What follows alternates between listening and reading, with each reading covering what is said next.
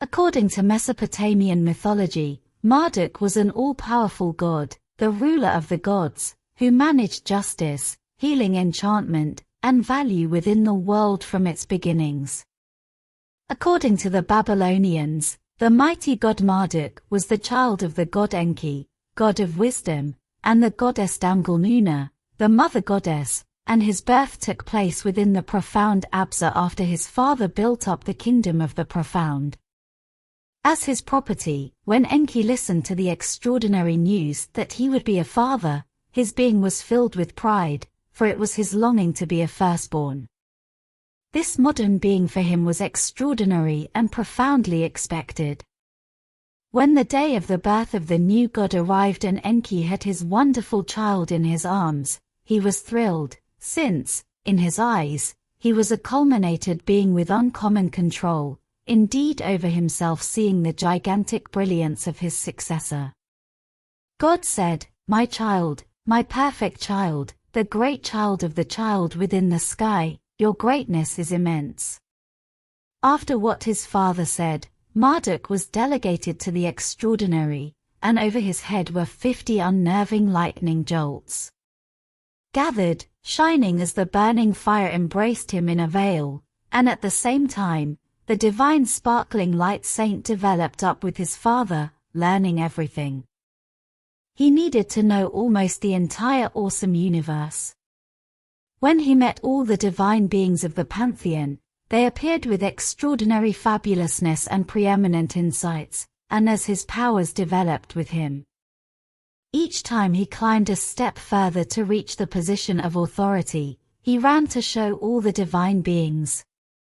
As a young person, the forceful God created his mysterious capacities, and to the fullest, his blessings detonated his being, and his faculties got to be increasingly strong. It was said that he was so astute that it appeared as if he had two heads, for his insights were uncommon, his vision was so idealized and exact, and nothing got away from him other than that his ears were so intense that they seemed to listen to everything within the immense universe. Indeed, the foremost quiet, making him idealized and effective. God concurred with a Babylonian adaptation of the creation myth after long eras and numerous changes within the universe. At the hands of the administering divine beings, strife and loathsome disobedience debilitated the devastation of everything in their presence. After the awesome divine beings made their subjects, and these in turn uncovered themselves, it caused the anger of the extraordinary creature Tiamat, for Enki had killed his consort Abzu since the goddess Tiamat expected to conclude everything within the universe. Alongside the divine beings, so inside the pantheon, the rulers of the universe, driven by Enki and Lil, looked for techniques to conciliate her fury or, in turn, slaughter her and conclude the deadly danger for a long time. Tiamat had taught her son Kingu to turn him into a capable evil spirit, to whom she gave him control, cleverness, and quality in expansion to complement her blessings. She gave him the capable tablets of fate, a divine element that permitted whoever had them to run the show of the universe. This artifact was in the hands of the goddess for hundreds of years, as long as she gave her child the tablets. He was named the Prince of the Divine Beings. Tiamat was clear that she required an armed force to involve absolute control of the universe, so sometime recently, taking Vindicate, she made a battalion of fiendish and merciless evil animals to bolster her fiendish side. Moreover, the Lord has looked for partners within the domain of divine beings. Since he required more control for the incredible fight, which made him the most insider of disturbances, and chaos all through the universe assisted in destabilizing the hegemony of the sky. Tiamat had sentenced the devastation of everything in their presence, so all the divine beings within the pantheon were greatly terrified of the awesome goddess. Tiamat had built such an effective and unscrupulous arrangement that no one had the power to halt the divine beings that started to hunt for volunteers to confront her. But no one needed to confront the creature Tiamat, since she is a primordial goddess. She had a gigantic quality, and her anger was wild.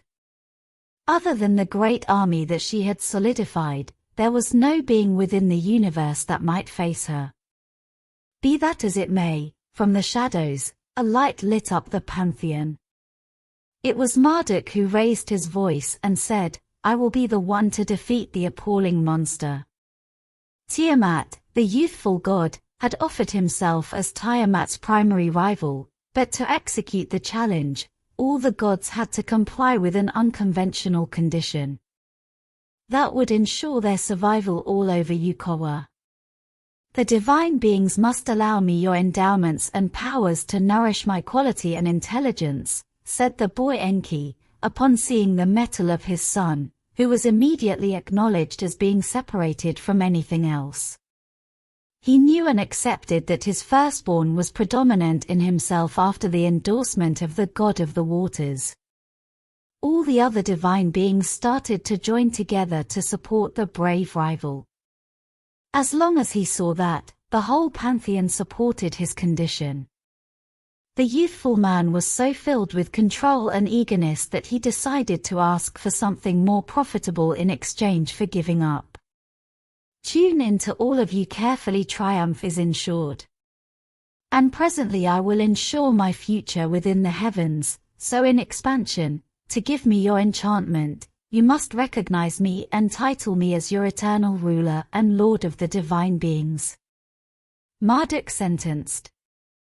God had caught on that this would be his way to climb to the position of royalty, so he vivaciously said that as it were in this way, he would acknowledge confronting the goddess and killing her, with the appalling circumstance of a threat, in which they found themselves in an unfeeling loss of hope. All the divine beings chose to relinquish outright control to Marduk so that he might battle against the dreaded goddess and put a conclusion to the melancholy chaos. One by one, they invested the courageous man with modern abilities, who, after the ritual, is said to have multiplied his measure, getting to be a giant and amazingly effective god. In this way, Marduk went and looked at Tiamat and her evil armed force, who were moreover on their way to the temple of the divine beings. To start the fight with a cry from past the grave, he took his powerful bow, arrows, and sword, encompassing himself with sparkling debilitating thunderbolts and shameful tropical storm winds, and in this way, he began the battle. The firstborn of Enki was amazingly canny and cunning, who understood superbly that to begin with he had to assault and wrap up with the armed force that secured the terrifying goddess, so he quickly rushed on them, and with his awesome war aptitudes, he fulminated them in occurrence. The great majority had kicked the bucket within the attack, but ruler Kingu drove a little gather of demons, so to help the matter, Marduk took his capable net with hidden spells and caught them in seconds, locking them in the profundities of the ocean, supreme to be sentenced after the fight, moreover whereas immobilizing the demons. He grabbed the tablets of destiny that Kingu held in his hands, hence securing his supremacy. While the ruler of the divine beings assaulted the evil presences, Tiamat started to destroy everything, slaughtering an awesome portion of the divine beings, particularly a great portion of the Luigi, causing extraordinary uneasiness and dread in the universe. Since no place protected the divine beings from the incensed mammoths, hence, after wrapping up with the wicked armed force, at long last the primordial goddess was cleared out alone, and with noteworthy speed, the god of lightning made her way to assault her. The animal assaulted with veracity, creating huge hurricanes and savagely shaking the colossal primordial sea in his endeavor to murder Marduk. Be that as it may, after a long encounter with the forcing divine beings, the adversary illustrated his clever and control, overcoming the appalling mammoths with his sharp divine sword, hence part into two parts the body of Tiamat, the ruler of the divine beings developed triumphant. From the challenge, his confront appeared pride in celebrating at his awesome deed and, he looked forward to taking the position of royalty of the universe, seeing the overcome of the creature, the other divine beings celebrated the wonderful triumph, and cheerfully acknowledged the conditions of their unused lord. The triumphant god took the inactive body of the goddess, and in a covered-up portion of the universe, he put it, and made the world. Hence with half of Tiamat he made the sky, and with the other half, he made the soil. The eyes of the animal got to be the extraordinary wellsprings from which the Tigris and Euphrates waterways stream, and with his colossal story, he made the smooth way. Enki saluted the dauntlessness and victory of his child, and full of pride, he bolstered him in his creation and commanded backing him at all times. After a time of calm, the issues had not ceased totally, since the divine beings were still despondent with the assignments that tormented them in their day-to-day, so they inquired to produce somebody to take care of everything and hence be free. At last, sometime recently, the hubbub of all the divine beings, Marduk, had found an arrangement, so he went to the kingdom of his father to extend his thought and look for his back. Enki, appreciating his son's intelligence, got him with bliss.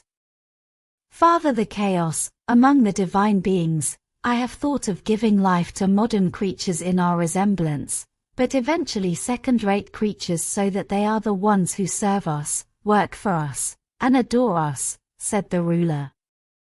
The god of the water bolstered the brilliant thought of his child, who had appeared to him, how such creation would be with extraordinary detail, since magnificently the youthful god had as of now reflected on all the points to take after, to make the unused tenants of the soil.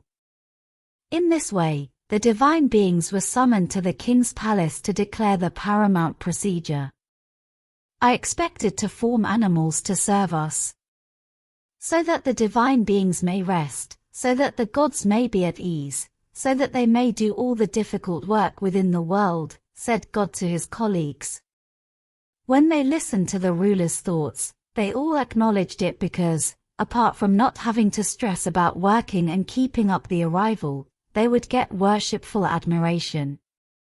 In any case, Enki raised his voice and said that to make them modern workers, one of the divine beings had to be yielded, and in this way, get the crude fabric for their creation from Marduk.